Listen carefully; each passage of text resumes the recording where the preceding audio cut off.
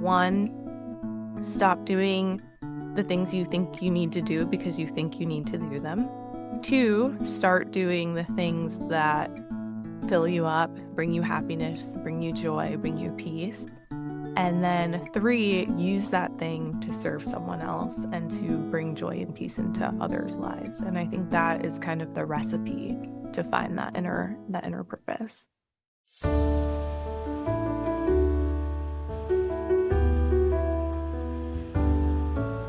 Hi, everyone. Welcome to another episode of Guiding Light, where we help you follow sources of peace in your life. My name is Jenna Carson. I'm Sierra Larson.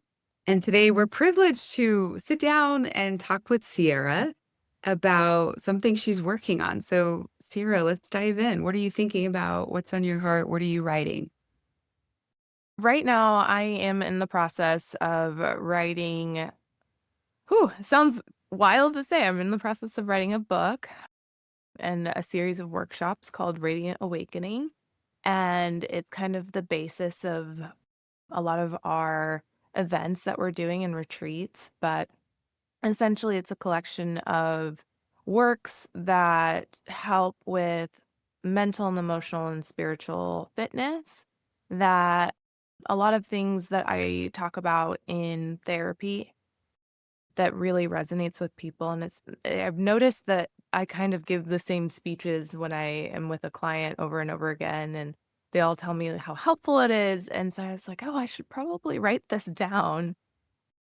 And so, yeah, that's kind of how all of this started.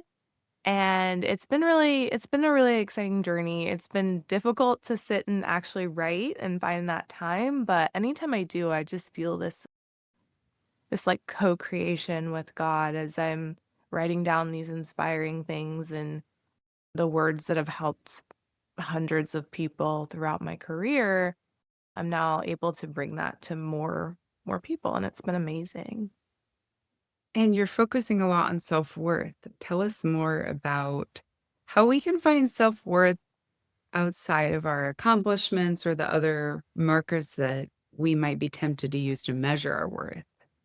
Absolutely. So, one of the things with self-worth, I always say that I find that people will have these markers or measures to assess how much they're worth. For example, I'm worthy and valuable if I make a lot of money.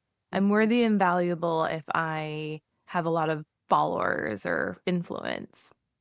I'm worthy and valuable if I'm really pretty, or I'm worthy and valuable if I'm really strong or athletic. And we put all of these kind of like stipulations on what our worth and value is.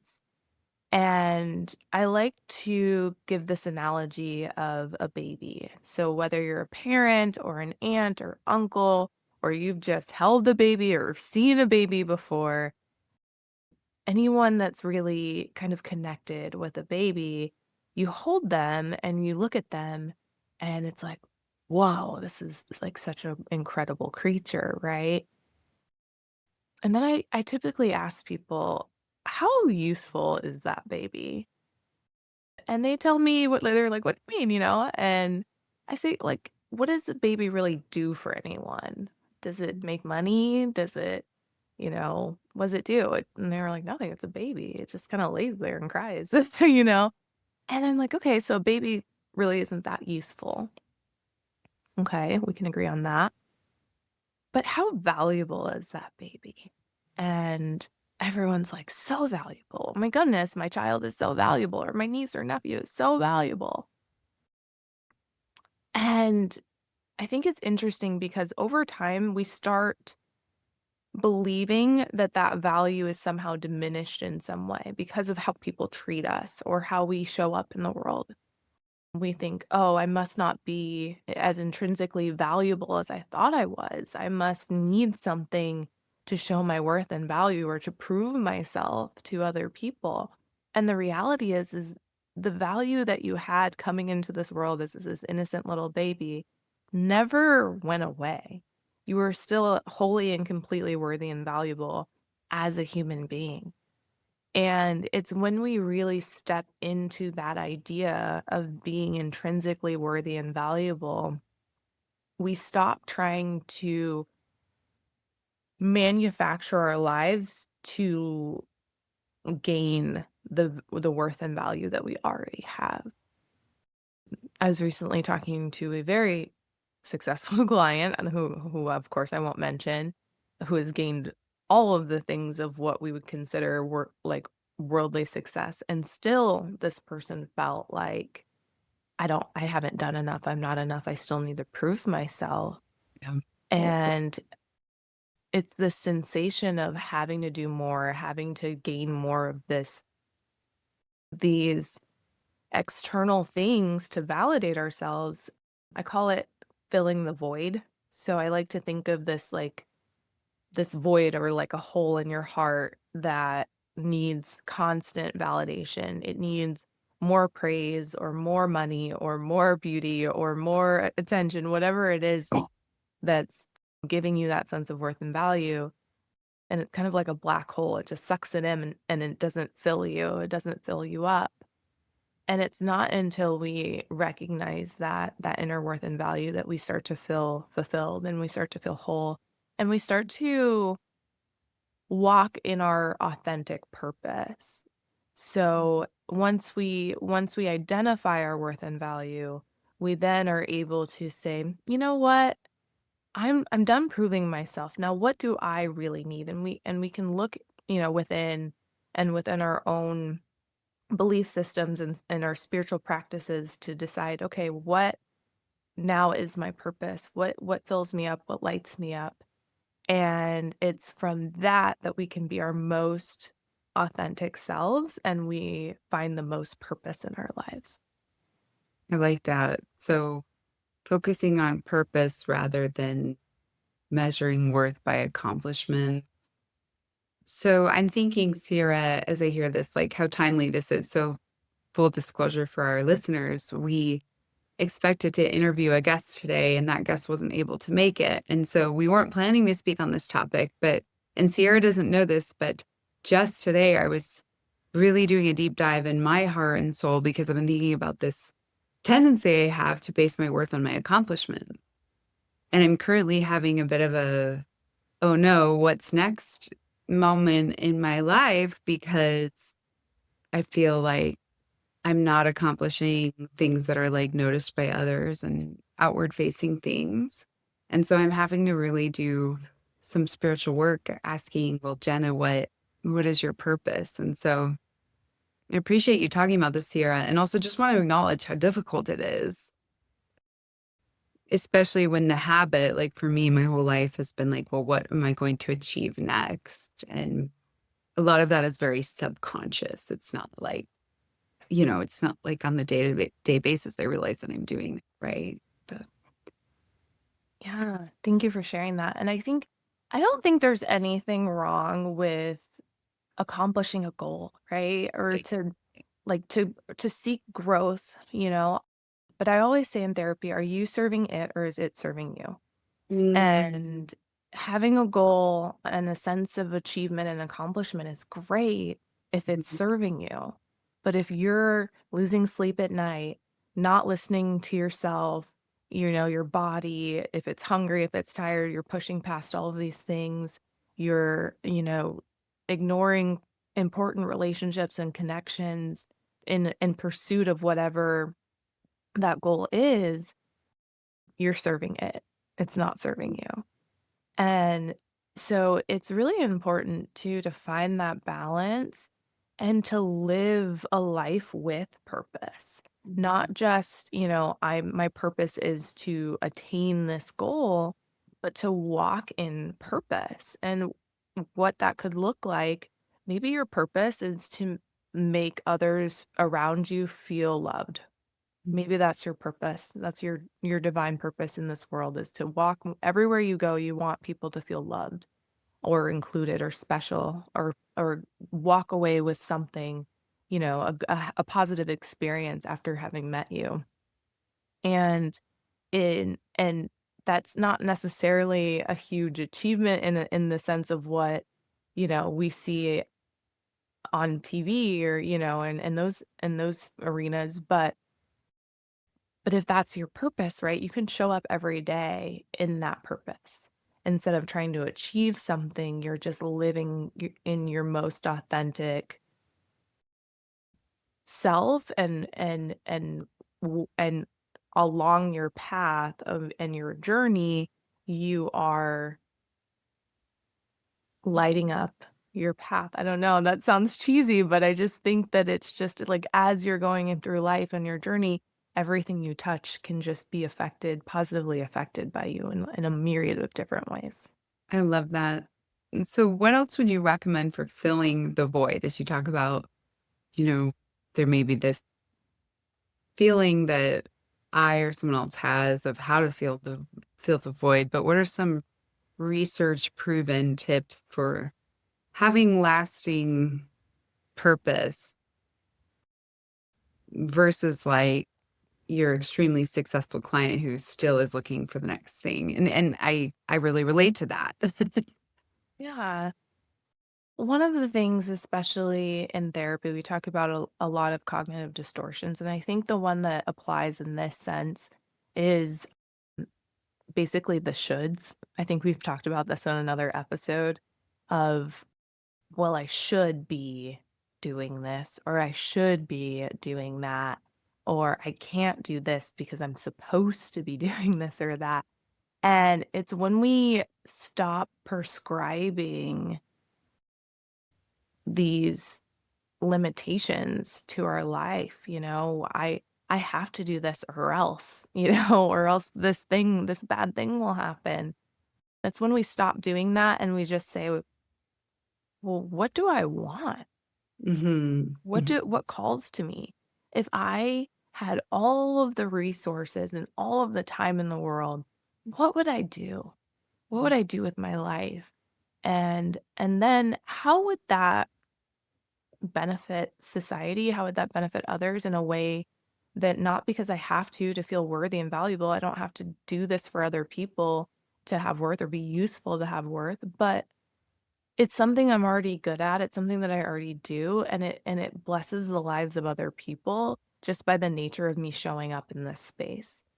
And I think when we really are introspective and we take out all of the things that are prescribed and we look at what we truly want, what calls to our heart, what calls to, when we're alone and we have some free time, or we really slow down what calls to us in those moments, we really can find that inner desire that we have, and we allow ourselves to be okay with that. We allow ourselves to say, you know what? When I'm when I'm having a really bad day, I love to paint and I want to paint. And we stop saying, well, I should have this corporate job. Like, no, I want to paint. And maybe mhm. that's not your career, but maybe you paint pictures for people that are in the hospital that brighten their day. And you go around and give canvases to people, and that fulfills your inner purpose or desire. And I think so that that combination of one, stop doing the things you think you need to do because you think you need to do them. Two, start doing the things that fill you up, bring you happiness, bring you joy, bring you peace. And then three, use that thing to serve someone else and to bring joy and peace into others' lives. And I think that is kind of the recipe to find that inner purpose.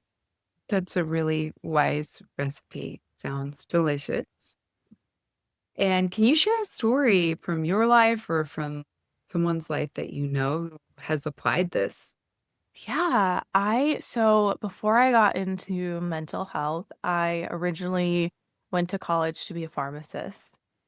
I worked as a pharmacy technician in a pharmacy, and I would get in trouble at the pharmacy because when people would come up to the counter, they would just start telling me all of the hard things that were going on in their lives. They were telling me about who was sick or how the doctors wouldn't listen, and I would just sit and listen to them, and the managers were like, "Sierra, we need to fill these orders. You got to get these people out of here." And I'm like, but their mom is sick and they're having such a hard time.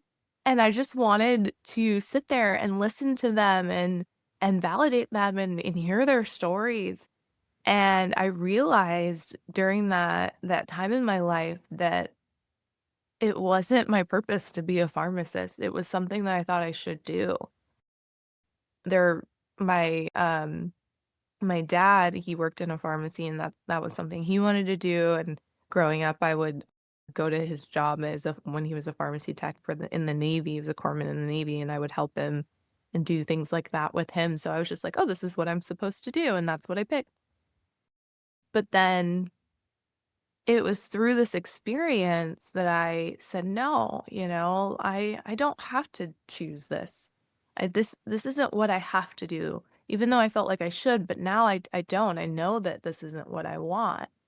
And it took a while, but I was able to change my major to psychology, and that's how I got into the mental health field. And it was the ability that I had to make people feel safe enough to talk about the things that are hard to talk about. It was the ability I have to not really be squeamish to hear some pretty hard things that I was able to use to and then grow and develop those talents and skills and practices to be able to serve other people as a therapist and then eventually as a chaplain when I realized what the difference between mental health and moral injury and Mhm. then to head into that space. So it definitely built over time, but if I even the transition from a mental health therapist to a chaplain, if I got stuck in, well, I'm a therapist, I can't be a chaplain because I should only be doing therapy, I would have missed such a really rich and intricate part of the human experience that actually has really informed my therapy practice too. So I think when you're moving forward and you're open to these experiences and what they're teaching you, you can course correct in the sense that you're able to when something new or unexpected comes along that calls to you, you're able ready and willing to answer that and to follow through with that. And my experience with it has only ever been positive. I appreciate you sharing that. And there are also times when we go through changes that there may be periods of uncertainty and not having clarity about what we feel drawn to next. And so I also want to normalize that for any of our listeners and for myself, that these periods of trying to figure out, well, what do I really want? What is the thing that brings the most purpose? How do I want to serve? Sometimes it takes a lot of soul searching. It's not a sudden epiphany. So just a word of encouragement for whoever may be in that stage right now. Clarity comes. It's just not always when we want it or as fast as we want it. Yeah, and I definitely think there's a time for stillness too. Yeah.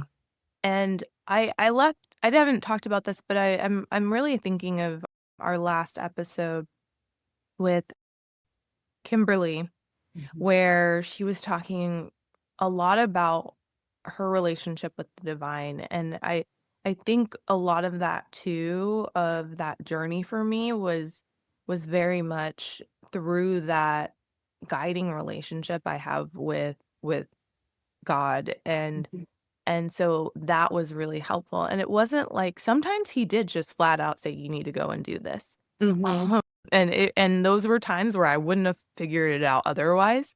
But there were also times he let me search and he let me choose and he let me wander a little bit. And it was through that I was able to know that I chose this. I decided on this.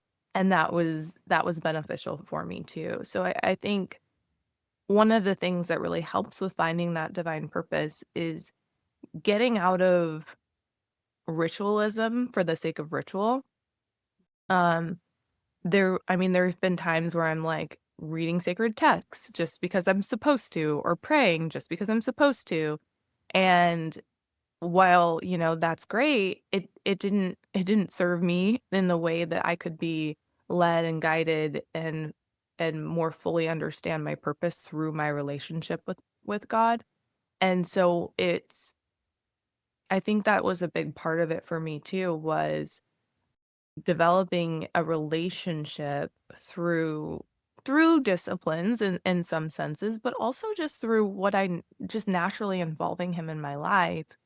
And it was a co-creation of my life at that point versus me just saying, "What do you want me to do?" and then doing it, or me just doing whatever I wanted without, going to him and asking, "What should I do?" And so I think that there's a really delicate and beautiful balance there. It's kind of a dance, but I found a lot of peace in that through prioritizing that relationship. I appreciate that. That's something that we can sometimes forget, just going about trying to figure it out. Or even for me, I've actually tried recently in recent years to exercise more autonomy and not just say, God, what would you have me do? But really think about what I want, because I believe that I was at a period in my spiritual development where I needed to start taking a little more accountability and not just saying, oh, I'm doing this because God told me. And so I had a personal experience of like going too far with like, God, tell me what to do. But now over the past few years, I think I've gotten really good at exercising my autonomy and co-creating with God. But what you just said reminded me, I can still say, God, thy will be done. Like ultimately, I do want to know what you want for me.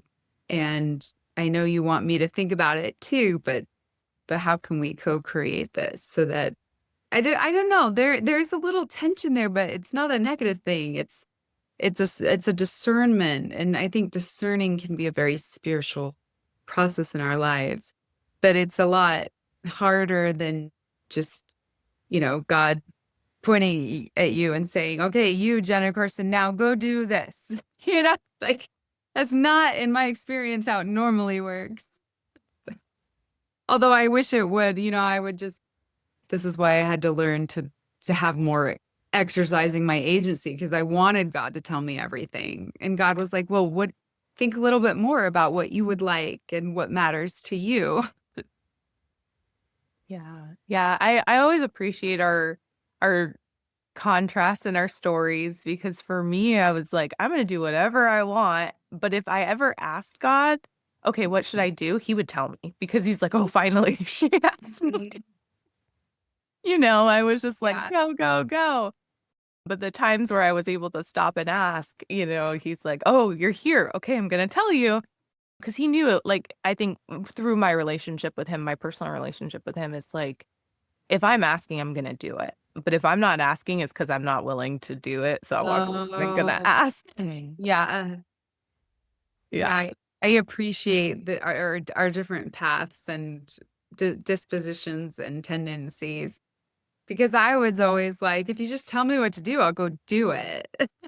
So, yeah, there's a scripture that I love in the Book of Mormon that says, God speaks to us according to the language of our understanding. And so I just think that for each of us, our guidance that comes from our higher power is according to our understanding. And also, I believe with understanding of our eternal development, not just where we are today. Yeah. Yeah. And I think too, just again, going back to our worth, like, understanding the our worth, Mm, and this is, my belief of our worth as children of God is so liberating. yeah. And not only liberating, but it's empowering to know that it's not diminished by our choices. Yeah. We make mistakes. We do things we're not proud of, but that doesn't diminish our worth and value. He loves us, he will always love us, and he just wants to guide us. Yeah. I just feel so strongly as we're talking that God loves each of us so much and is always opening to partnering with us, wants to partner with us. So, Sierra, thanks for sharing with us today about worth and purpose and seeking guidance from God. Are there any other gems you'd like to share before we wrap up today? I just want to encourage listeners to practice what or even think about, meditate on what it would look like to value yourself.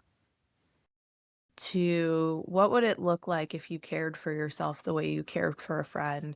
How would your language change your inner dialogue, your external dialogue about yourself if you were talking about about a newborn baby, talking Mm. about yourself as if you were a newborn baby, or if you were just, your best friend, and explore that, maybe play a spiritual game with that and see how your outlook and how your life changes from working through that.